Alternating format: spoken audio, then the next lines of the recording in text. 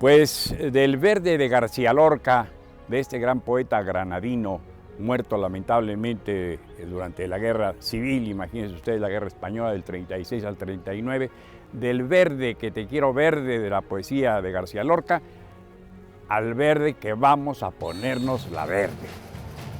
Estamos en las vísperas del Campeonato Mundial de Fútbol Brasil 2014. Despierta en la población del mundo entero gran interés, gran curiosidad, despierta la afición, se sacuden las fibras más sensibles de los seres humanos que gustamos del fútbol. Y uno se pone a recordar, por ejemplo, en mi caso del año 50, cuando en el Maracaná, que en realidad se llama Mario Filo, escrito con una H intermedia, así se llama el Estadio Maracaná, que yo conocí hace unos años, ahora lo han remozado, pero entonces es muy grande, no tiene la elegancia de este gran estadio azteca y los que construyó el gran arquitecto mexicano don Pedro Ramírez Vázquez, una de cuyas obras cimeras es esta propia Cámara de los Diputados aquí en San Lázaro.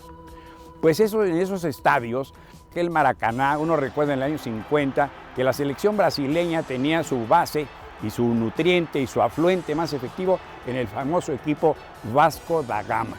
A la trinca infernal le llamaban los cronistas de la época, como Agustín González Escopeta, como Cristino Lorenzo, a los grandes de ese equipo, de esa oncena, en la que estaban Barbosa, que era el portero titular de Brasil en el 50, Ademir, Ipoyucán, Chico, una oncena, habían venido a México por años 49, o el propio 50 quizá, antes de la Copa del Mundo.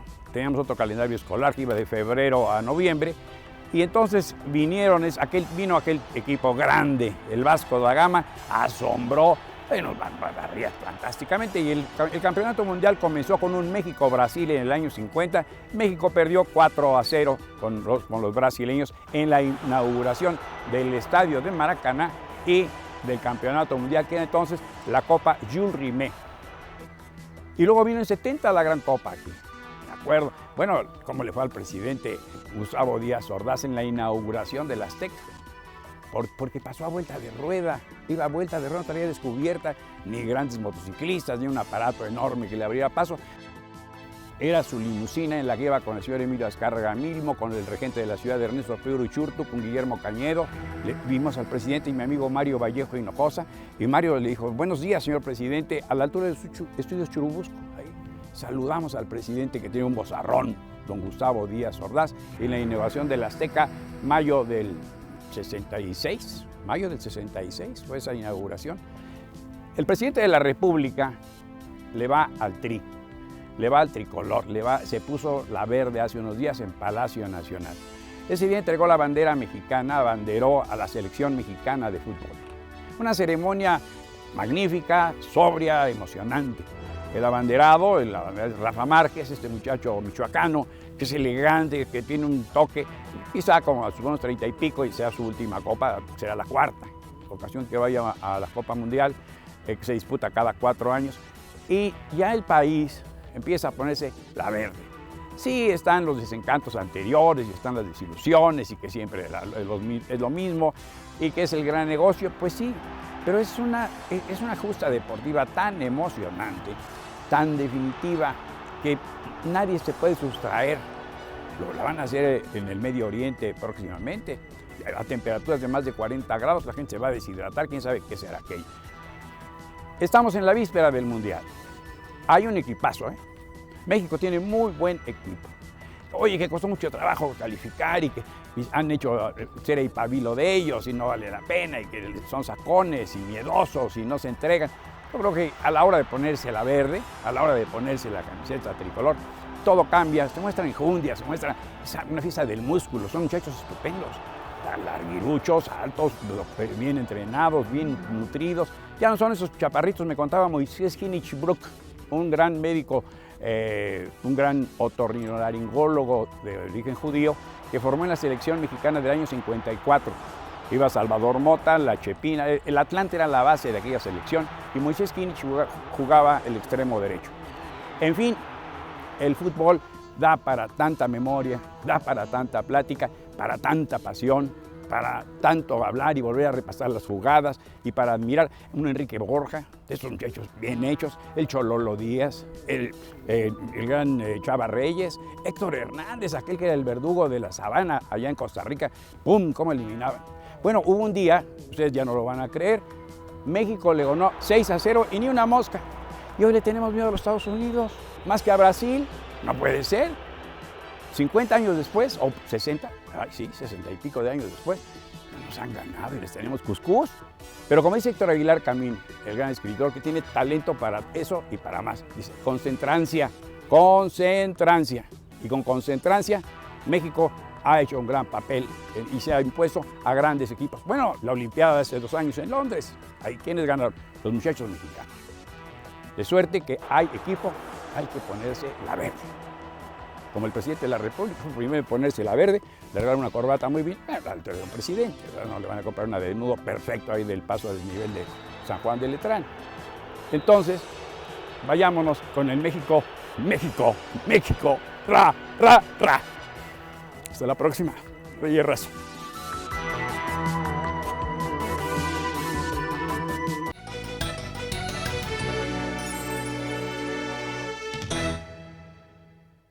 Continuamos con Desde el Congreso, tocando el tema del bullying. Acabamos de ver a nuestro compañero con sus crónicas, Miguel Reyes Razo. Pues habíamos quedado con la diputada Nelly Vargas Pérez, quien nos había pedido la palabra. Diputada, por favor. Sí, para reforzar lo que había dicho mi compañera diputada Verónica, en abril del 2013, en la Comisión de Educación y Servicios Educativos, se reforma y se adicionan algunos artículos de la Ley General de Educación, a partir del artículo 33 al artículo 75, que tienen que ver precisamente con el tema de la seguridad del alumno, del niño en el aula escolar. Y ahí se establece una serie de compromisos claros que hoy debieran estar operando ya en las aulas escolares, como es involucrar a los padres de familia en este trabajo de prevención desde las aulas escolares, para que sean partícipe también y copartícipe de la responsabilidad del cuidado de sus hijos. Involucrar de manera integral al maestro para que cuando él observe, por eso digo de que el maestro tiene que ser un mejor observador. Cuando él observe una violencia, un acoso sistematizado físico, psicológico, él tiene la obligación de avisar de manera inmediata a las autoridades de salud, al director, a las autoridades educativas, incluso a otro tipo de autoridades, para denunciar lo que está sucediendo en el aula escolar y en su escuela. Pero además se habla también de instrumentar de manera inmediata un reglamento interno en cada escuela, en cada aula escolar, precisamente donde se habla de la prevención y del cuidado de nuestros niños. Pero hay un tema que esto no contempla, y yo creo que tenemos que legislar en lo inmediato sobre este tema. Cuando tú agredes a un niño físicamente, cuando lo golpeas y llegas hasta el nivel del asesinato, pues estás pegándole a la dignidad humana de un ser humano, de nuestros niños que son indefensos. Y aquí el tema de derechos humanos yo no lo veo muy claro. Hoy si nos vamos a las legislaciones locales, tengo entendido que solamente 5 estados tienen el apartado de derechos humanos en su constitución. Tabasco lo acaba de involucrar precisamente en abril del año pasado. Pero hay un tema que yo estoy proponiendo desde la legislación local también y que lo estoy operacionalizando ya en las aulas escolares, donde yo propongo que la materia de derechos humanos esté inserta en el modelo educativo de este país y de cada uno de las leyes educativas de cada estado. Yo traigo un trabajo muy intenso en las aulas escolares, en preparatorias y universidades, donde precisamente estoy entrando con la Presidenta Mundial de Derechos Humanos, la doctora Mary Schotterborg, donde estamos entrenando y capacitando a los niños desde cada aula escolar, a los jóvenes, con el tema de los derechos humanos, que ellos conozcan cuáles son sus derechos y obligaciones, porque esto le da muchas herramientas a los niños y a los jóvenes para poder denunciar, pero también defenderse y saber cuáles son los organismos locales, nacionales, internacionales, donde ellos pueden presentar una denuncia y también defenderse desde la parte legal. Diputada. Sí. Yo quisiera decir que, bueno, el marco jurídico yo creo que ya está, y como han dicho todas, lo que falta es realmente que se implementen ya acciones en concreto, ¿no? Yo algo que había pensado es, por ejemplo, una especie de talleres de escuela para padres, ¿no? porque pues nadie nacemos sabiendo ser padres, ¿no? Sobre todo que supiéramos que la comunicación con nuestros hijos es muy importante, que la comunicación con los maestros es también muy importante, porque finalmente tanto padres o familiares y maestros son los que son el círculo inmediato de los menores, ¿no? Los que van a poder detectar si algo está pasando mal con esta persona, con este menor. Y por ejemplo, en esta escuela para padres, ¿verdad? Se podría pues darles como pues una serie de tips de qué podrían implementar en su casa al inicio de que empezábamos, de que si había aquí la diputada ha sufrido violencia, ¿no? Yo quería, en mi caso, yo sufrí, mi hijo, ¿no? Sufrió una situación en secundaria, primero de violencia verbal, después de violencia cibernética, ¿no? Y él llegó conmigo y me lo manifestó, ¿no? Mamá, me están molestando porque ha pasado esto, ha pasado el otro. Le dije, bueno, ¿tú crees poderlo solucionar? Yo te doy hasta el día de mañana para que vayas y hables con tus maestros y tus directivos, y si no, yo voy a ir después. Pero primero te voy a dar a ti la oportunidad de que intentes tú solucionarlo. La verdad que yo recibí un respaldo del colegio muy agradable, porque a las horas se estaban comunicando conmigo para decirme que ya habían mandado llamar a los niños, que los habían suspendido por 3 días y que incluso por las medidas que ellos habían tomado, le habían devuelto a mi hijo la seguridad de querer regresar a su colegio, porque ya se sentía inseguro, ya no quería regresar, porque le dijeron a los niños que no le podían tocar ni un pelo, ni dentro del plantel, ni fuera de ello, de lo contrario serían boletinados en todos los colegios. Un tema importante que tocó, el ciberbullying. Las redes sociales han contribuido a que estas agresiones psicológicas pues, sean tan fácil de propagarlas y de que se vayan uniendo, pues obviamente, más compañeros y sigan. ¿Qué considera usted en este caso, ¿no? En el ciberbullying, que sería la medida a tomar? O igual sería la parte de concientización, prevención. Yo creo que tiene que ser mucho, sí, concientización y que ellos, los jóvenes, ¿verdad?, cuando pues puedan decirlo, manifestarlo, pues tanto a sus padres, a las personas que están a su cuidado y en su escuela, ¿no? Y poder que haya un lugar donde ellos puedan pues poner estas denuncias, ¿no? Diputada Lucila, me había pedido la palabra. Sí, bueno, ya lo decíamos, que se tiene que incidir para poder resolver el problema en el ámbito familiar, en el ámbito de la escuela, y desde luego el uso masivo de tecnologías, internet, celulares, medios, ha propiciado que de manera muy rápida se difundan notas, noticias, y en este caso, bueno, pues también estas herramientas han sido usadas para propiciar violencia, propiciar bullying. Entonces nosotros como legisladores, regresando a la pregunta que hacía, que en nuestro ámbito, ¿qué más podemos hacer además de lo que ya hay normativamente? Se van a discutir las leyes secundarias de telecomunicaciones, entonces también ahí es una oportunidad que tenemos los legisladores para que quede normado ahí el no reproducir o cómo vas a eliminar la violencia o se publique violencia a través de de las redes o de los medios de comunicación. Entonces yo siento que ahí es una muy buena oportunidad también, y desde ahí también se puede solucionar o contribuir a que se solucione. Por otro lado, bueno, pues en lo que se está haciendo en la escuela y la propuesta que había del secretario de Educación de que se va a hacer un programa piloto, creo que no se resuelven las cosas así, tiene que atenderse de fondo, de manera, ya hay varias propuestas aquí, creo que debe haber en cada escuela un espacio donde los niños, aun si no hablan con el maestro, puedan ellos hacer la denuncia, que se sientan en libertad de hacerlo, mayor desde luego comunicación con los padres. Esto es un poco complicado, soy maestra, no siempre los padres tienen tiempo de poder ir a la escuela, a veces a firmar boletas, entonces tienen que buscar los mecanismos de cómo se le va a hacer.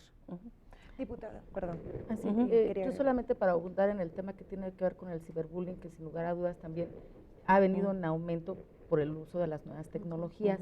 Ahí me parece que también es necesario capacitar a las niñas y niños del uso que tienen que haber con las nuevas tecnologías, pero también decirles de los riesgos que puede ocurrir al estar frente de una computadora, de un móvil, de una tableta, pero también a los padres de familia, para que ellos deben de estar atentos de qué es lo que están haciendo las niñas y los niños, pero insisto, no solamente los padres de familia, sino también los profesores y los que están con ellos. Y la oportunidad de la que hablaba la diputada Garfias, que tiene que ver con ahora que en el Senado se va a discutir la ley y la reforma en torno a la ley de telecomunicaciones, es sustancial. Las organizaciones de la sociedad civil han presentado ya 10 puntos en concreto que deben de venir ahí con una perspectiva de infancia, con una perspectiva en donde las niñas y los niños estén en primerísimo lugar, y nosotros nos hemos sumado a esos 10 puntos en los que hay que garantizar que los medios de comunicación también se respeten desde ahí los derechos de las niñas y niños, pero también que haya la oportunidad del ejercicio pleno de los mismos. Y me parece que se debe de ver lo de los contenidos, lo de las audiencias, que exista un programas para niños y niñas donde ellos tengan también más participación, y que ahí también es otro espacio de oportunidad, porque si bien es cierto que el marco normativo tenemos para ya tener acciones muy concretas, también es cierto que las tenemos que seguir reforzando. ¿Por qué las tenemos que seguir reforzando? Tenemos que visibilizar que el problema está. Hoy todo el mundo nos dimos cuenta de que existen a través de los medios de comunicación. También hemos coincidido que este problema siempre ha existido, pero ahora a través de las redes sociales, de los medios de comunicación, y también de que se le da ese espacio, y porque ocurre una tragedia. Ahora lo vimos con el niño que desgraciadamente ha muerto. Tenemos ahora el video de lo que está difundiendo en Zacatecas, de la niña también que sufrió bullying por como hablaba en Sonora, de la niña que es indígena por ser indígena aquí en el Distrito Federal, y ahí hubo una ausencia también de la autoridad, de las instituciones. Por eso seguimos insistiendo pues en que sí tenemos que, a través de la presentación de nuevas iniciativas como la que ya comenté para erradicar, combatir y prevenir la violencia, es indispensable, porque solamente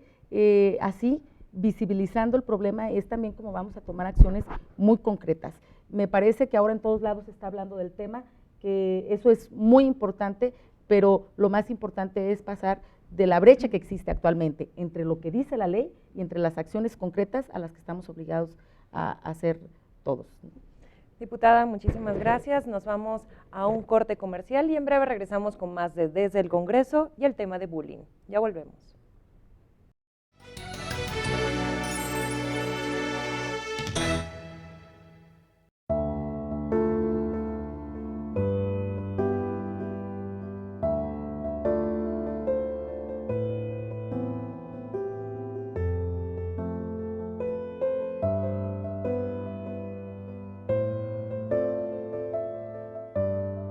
En la Cámara de Diputados estamos trabajando para transparentar, promocionar y reglamentar la donación de órganos. Cámara de Diputados, 62ª legislatura.